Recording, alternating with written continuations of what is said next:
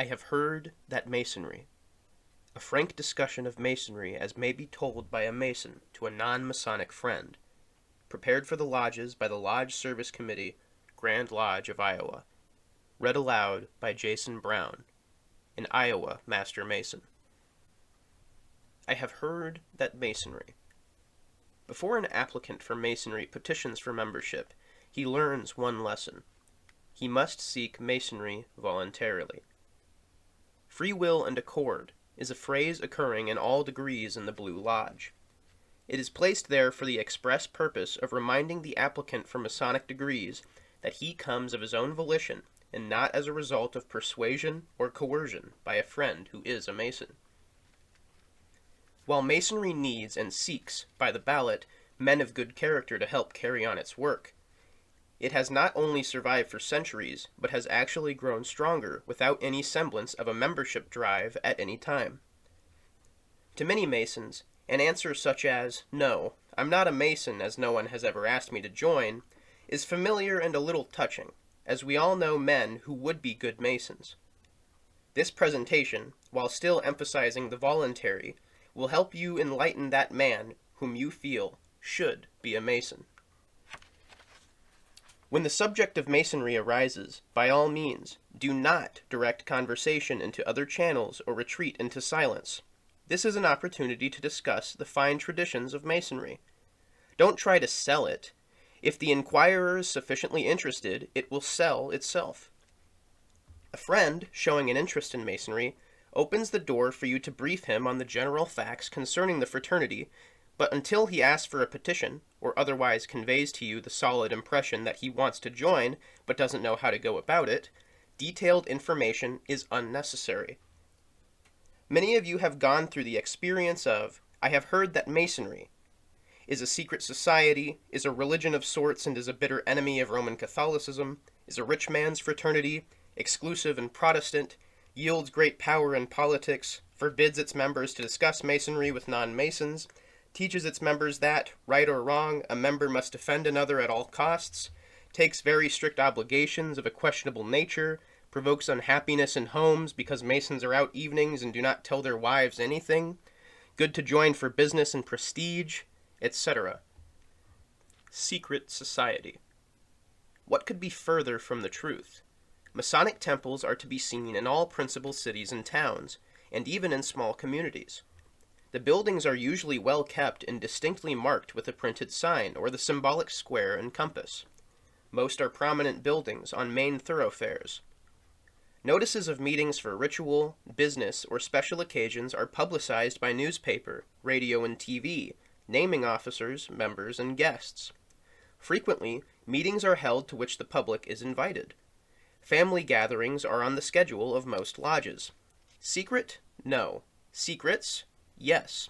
Masons have 1. Their own modes of recognition, 2. Degree work which is not known to the world at large, and 3. Symbolic methods of instructing members in the ways of neighborliness, the golden rule, patriotism, charity, etc. Far greater are the secrets of government, college fraternities, and even families, and none would acknowledge these to be secret.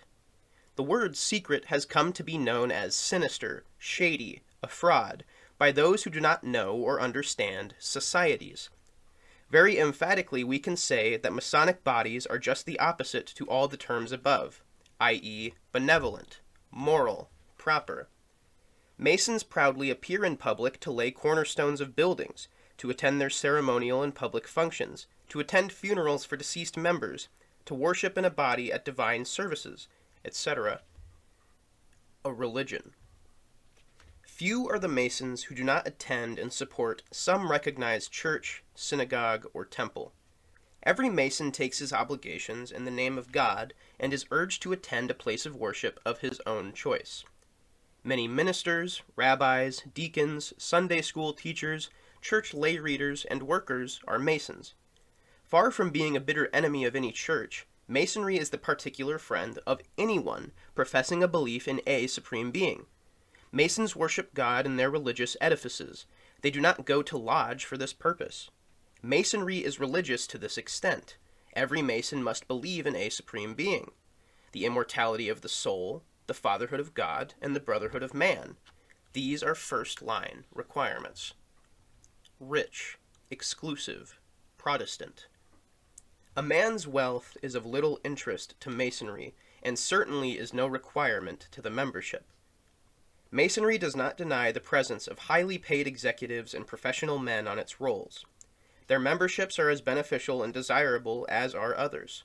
However, Masonry points with just as much pride to those brothers whose vocations are train conductor, salesman, welder, cowboy, butcher, truck driver, etc. The latter group of men outnumber the former by a vast majority. By rich, one infers a high fee for initiation and dues, and rich regalia with a like price tag.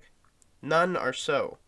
To the contrary, the initiation fees are most modest, the dues per year are usually much less than for country clubs or professional societies, etc.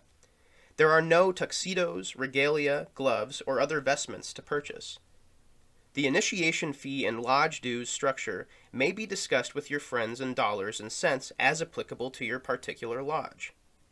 Exclusiveness may well apply to Masonry. However, it is exclusive only as measured by the word voluntary, as previously mentioned. No man of good character who comes to Masonry of his own free choice will be refused a petition. Exclusive must be classified in regard to Masonry as without the implication of snobbery commonly associated with that word. Any qualified man may apply, and few are rejected. Protestant organization is one of the most common concepts of Masonry and is totally without foundation. Besides Protestants, hundreds of thousands of our members are Jewish, Roman Catholic, Mohammedan, Hindu, etc. In fact, the faith any man has in a supreme being qualifies him to petition. This, then, truly makes Masonry a fraternity of and for all mankind. No atheist may be a Mason. Politics. Masons, while in lodge, are prohibited from discussing politics or any subject which may cause dissension in its ranks. This is a landmark which is strictly observed. As citizens, Masons do vote for candidates or parties of their choice, do hold appointive and elective offices, and do express their views on political issues. Masons are good citizens. Their power in politics is in direct proportion to their numerical vote, keeping in mind that Masons are Republicans, Democrats, Socialists, Independents, etc. Their votes are spread as much as their political beliefs differ. They do not vote in a body any more than does a nationality, sect, or color. Discussion of Masonry. Briefly, this presentation should dispel any notions that Masonry cannot be discussed with non-Masons. We are proud to have the world know our doctrines and high principles, as applicable today as they were centuries ago. Right or wrong. There is no more defense for a Mason who does wrong in a civil, criminal, or moral offense than for any other person. A strict adherence to all the laws of God and of man is required by all Masons. They are bound to uphold the laws of the land in which they are located and to be true to their own government. And more to the point, a Mason who is alleged to have broken a moral, criminal, or civil code may be brought before the lodge and so charged. He is, of course, entitled to counsel in order to properly defend himself. If adjudicated guilty, he may be subject to the consequence of private reprimand, expulsion from the fraternity, or one of the other penalties from the lightest to the most severe judgment. Strict obligations.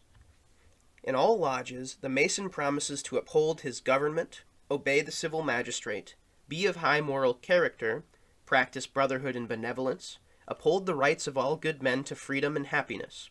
In like manner, the ceremony continues throughout the degrees. Mason's home life. A Mason, like any other person, makes his home life according to his own views and circumstances. If one reviews the paragraph above, ample basis will be found for the foundation of a happy household. Most Masonic households are as congenial as the average, if not more so. Masons are not required to spend any time at lodge, evenings or otherwise. In olden days, small fines were assessed for non-attendance at meetings. To the contrary, they are told that while their presence is desirable and welcomed at lodge, they are admonished that it should in no way conflict with their own home or business life. When a Mason attends lodge, it is of his own free will and for his own enjoyment of the brotherhood to be found there. It is true that many Masons do not tell their families the whys and wherefores of Masonry, the older Masons being more reticent than the younger ones. Masons of today are not only urged to converse about Masonic courses of conduct, but their families are encouraged to attend lodge functions. Certainly, every Masonic wife should know no less about Masonry than the minimum printed in this paper. As a matter of information in reference to the home or family aspect of Masonry, other bodies have been organized to interest not only wives, but also sons and daughters in Masonic families. Orders such as Eastern Star, White Shrine, Amaranth, Grotto, Demole, and Rainbow Girls permit a great deal of family participation in a Masonic environment. Local public libraries carry many books about Masonry. Business, prestige. Anyone detected trying to join the Masonic fraternity for business reasons will not be given a petition. A petitioner who anticipates joining for commercial advantages, and a few do pass without detection, may be bitterly disappointed in Masonry as they expect financial gain rather than brotherhood. These men may drop out after a few years. As with other fraternities, clubs, and even vocations, no man gets more reward from it than the effort he affords to it. Masons do buy from other Masons, certainly, but usually because of better service and friendlier relations, not because of lodge affiliation. Prestige as a reason for joining is in the same category as business reasons and is treated the same way. However, we must admit that a man joining Masonry for proper reasons will soon find that he does have more prestige in his community, but only because he has consciously, or unconsciously, changed to be the better type of man which Masonry endeavors to make of him. These are some of the highlights which you may freely tell to any person who is not a Mason. There are, of course, many other phases of Masonry which may be told, space lacking in this paper. If in doubt on any phase of Masonry, consult with the master of your lodge, or another person well versed in ritual and rules. For the most effective presentation of Masonry, generalities are the easiest said and easiest understood. Voluminous details are not only unnecessary, but can be confusing. In any conversation, when non-Masonic friends are present, under no circumstances allow the discussion to get out of hand or controversial. Should you by chance not know the answer to a specific question, don't guess. Ask a qualified man. The pamphlet, What is a Mason, and the booklet, Interesting Facts About Masonry, are excellent sources of information regarding Masonic history and principles.